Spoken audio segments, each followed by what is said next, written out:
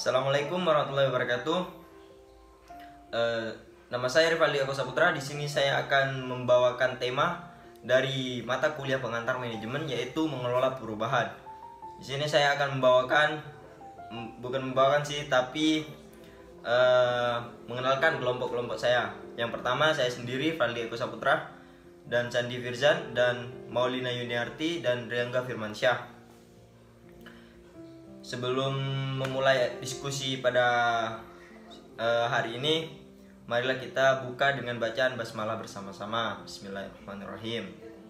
Salawat serta salam semoga tetap tercurah limpahkan kepada junjungan kita, yakni Nabi besar Muhammad SAW, yang telah membawa kita dari zaman kegelapan menuju zaman yang terang benderang seperti yang kita rasakan ini. Untuk mempersingkat waktu, saya akan membacakan PPT yang saya akan presentasikan ini.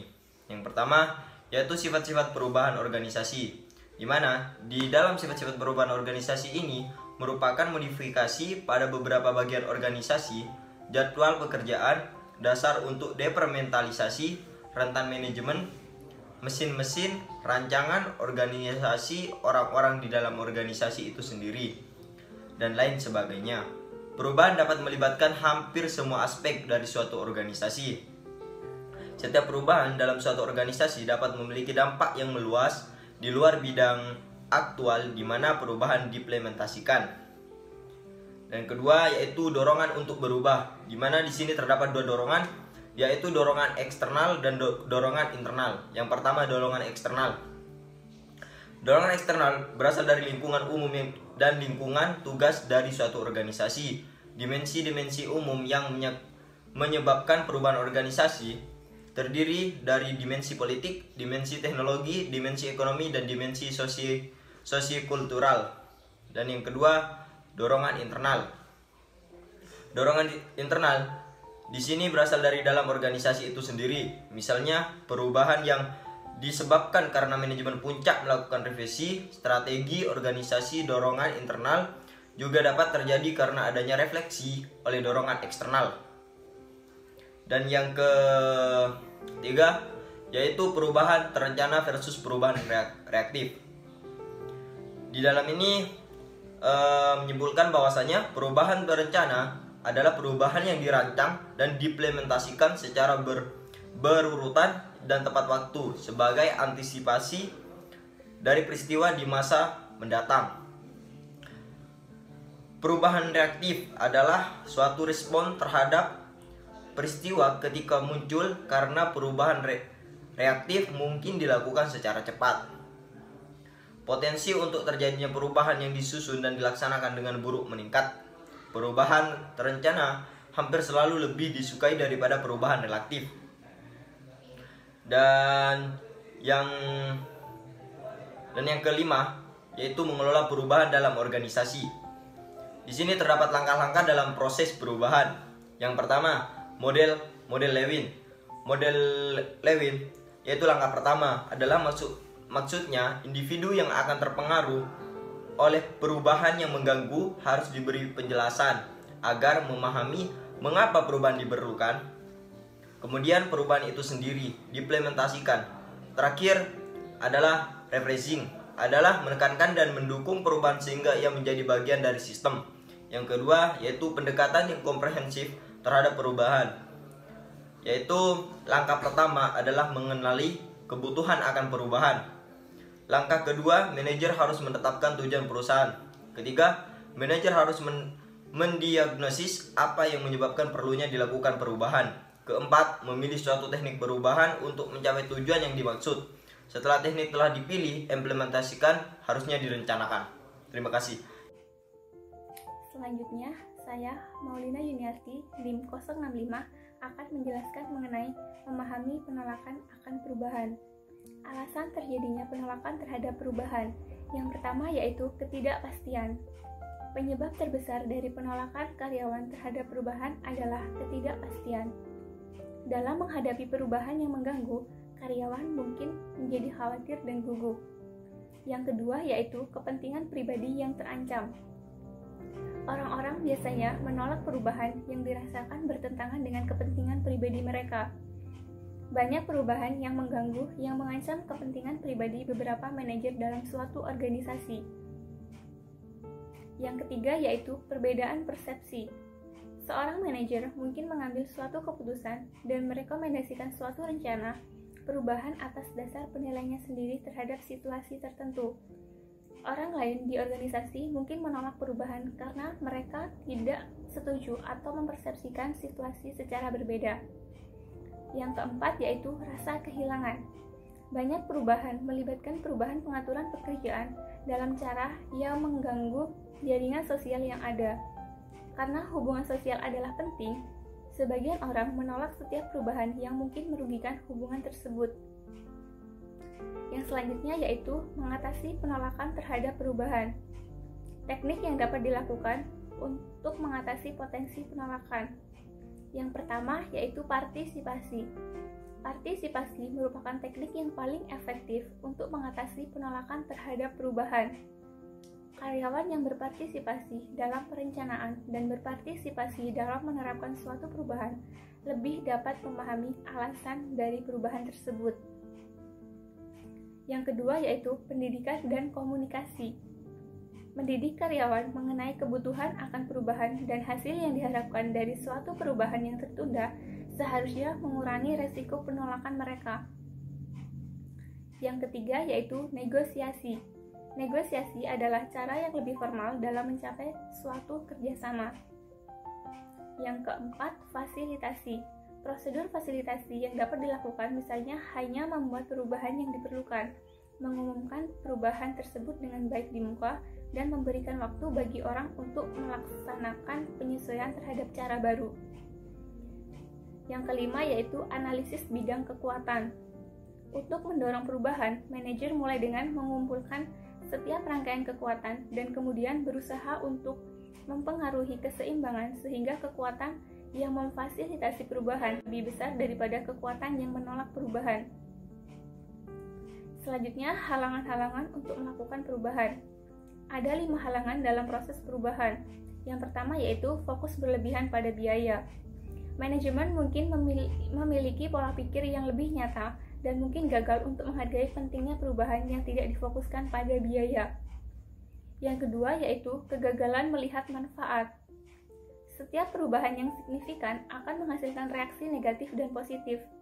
Pendidikan mungkin diperlukan untuk membantu manajer dan melihat lebih positif aspek negatif perubahan. Yang ketiga yaitu kurangnya koordinasi dan kerjasama. Organisasi fragmentasi dan sering menghasilkan konflik koordinasi untuk implementasi perubahan. Selain itu, dalam kasus teknologi baru, sistem lama dan baru harus sesuai. Yang keempat yaitu penghindaran ketidakpastian. Di tingkat individu, banyak karyawan takut ketidakpastian terkait dengan perubahan. Komunikasi yang konstan diperlukan agar karyawan tahu apa yang terjadi. Yang kelima, ketakutan menghadapi kerugian. Manajer dan karyawan mungkin takut kehilangan kekuasaan dan status pekerjaan mereka. Selanjutnya, bidang-bidang perubahan organisasi. Yang pertama, mengubah struktur dan rancangan. Perubahan organisasi dapat difokuskan pada setiap komponen dari struktur organisasi atau pada keseluruhan rancangan organisasi.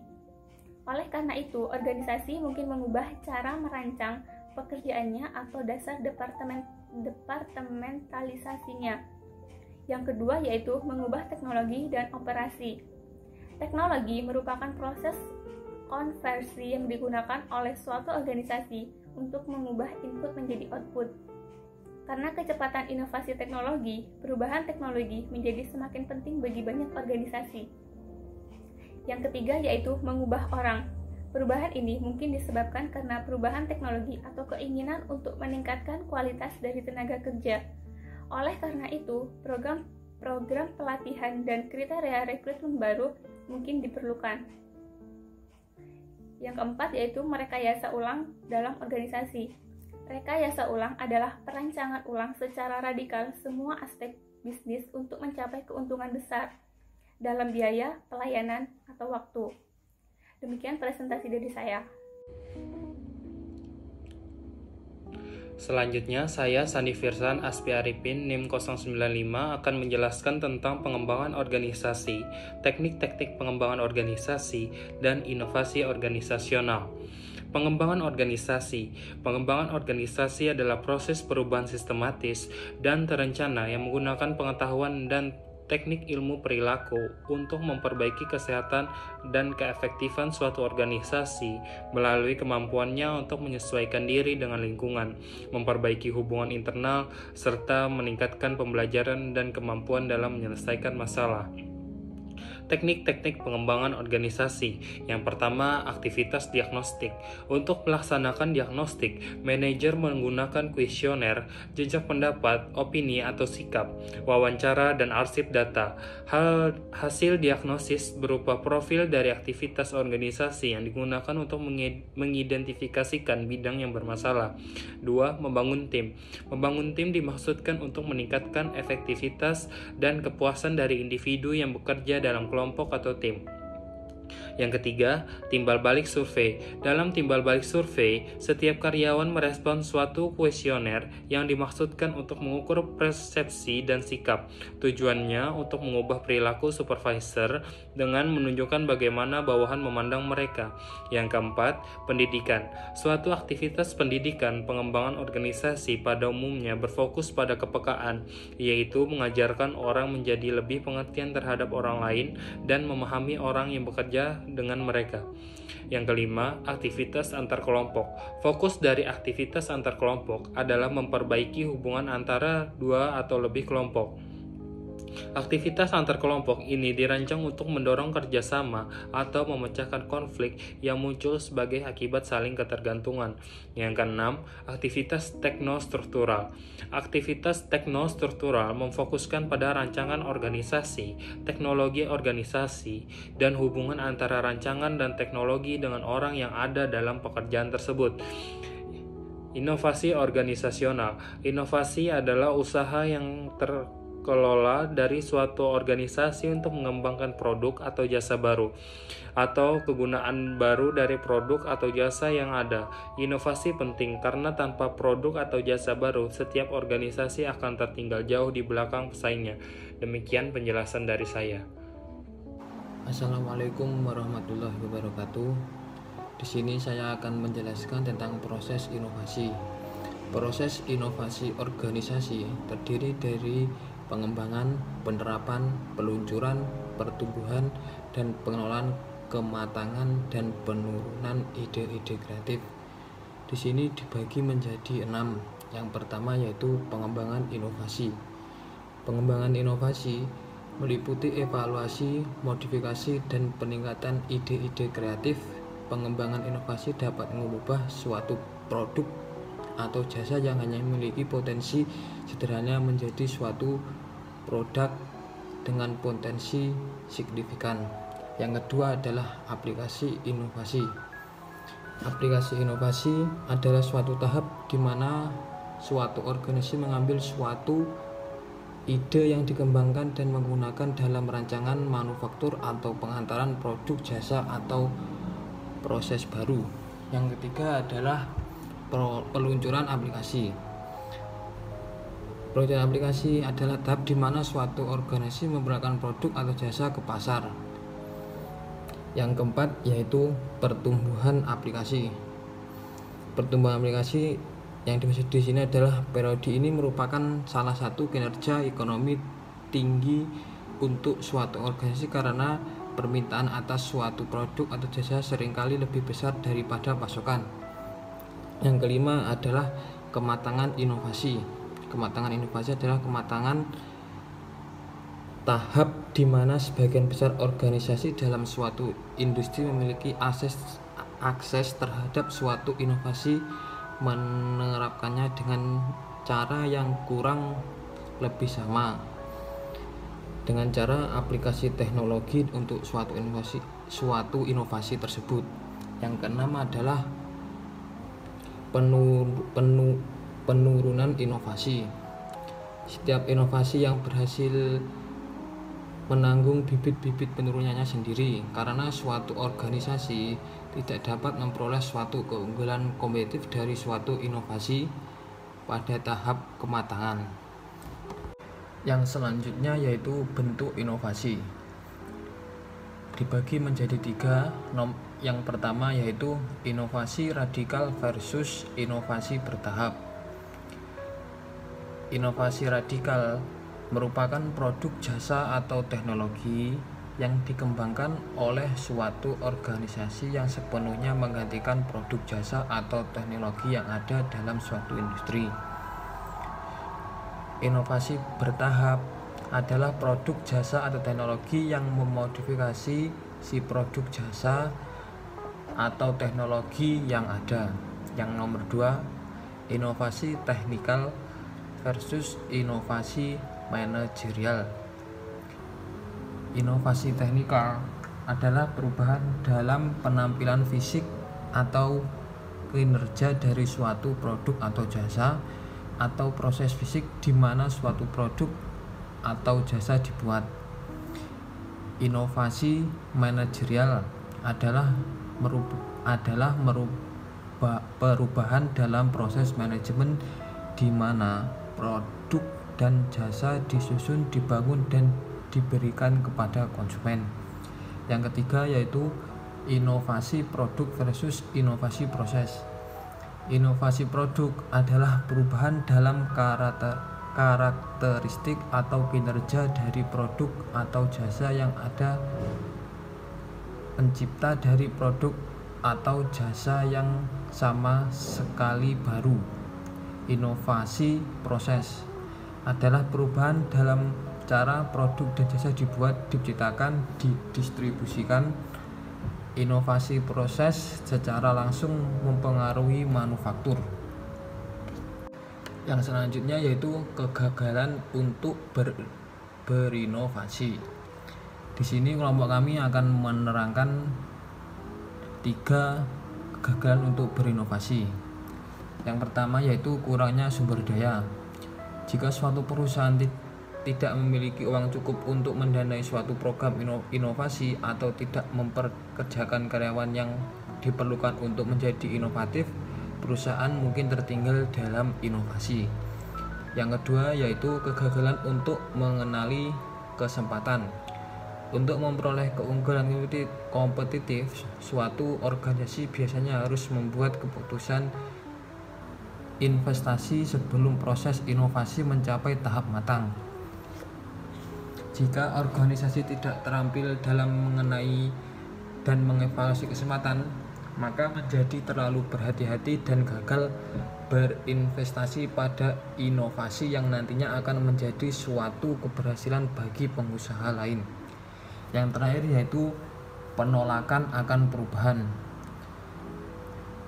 Inovasi berarti merupakan produk lama dan cara lama dalam melakukan segala sesuatu diganti dengan produk baru dan cara baru. Jenis perubahan ini secara pribadi dapat menjadi suatu hal yang sulit bagi manajer dan anggota lain dari organisasi. Oleh karena itu, penolakan terhadap perubahan dapat memperlambat proses inovasi. Yang selanjutnya, mendorong inovasi dalam organisasi. Di sini dibagi menjadi 3. Yang pertama, sistem penghargaan. Sistem penghargaan suatu perusahaan dalam mendorong perilaku tertentu dari karyawan. Komponen utama dari sistem penghargaan termasuk gaji, bonus, dan tunjangan. Yang kedua yaitu budaya organisasi. Budaya organisasi adalah serangkaian nilai, kepercayaan, dan simbol yang membantu membimbing perilaku. Suatu budaya organisasi yang kuat dan difokuskan dengan tepat dapat digunakan untuk mendukung aktivitas inovasi. Yang ketiga yaitu intrapreneurship dalam organisasi yang lebih besar. Terdapat 3 peran intrapreneurship dalam organisasi besar yaitu penemu atau inventor, produk champion, dan sponsor.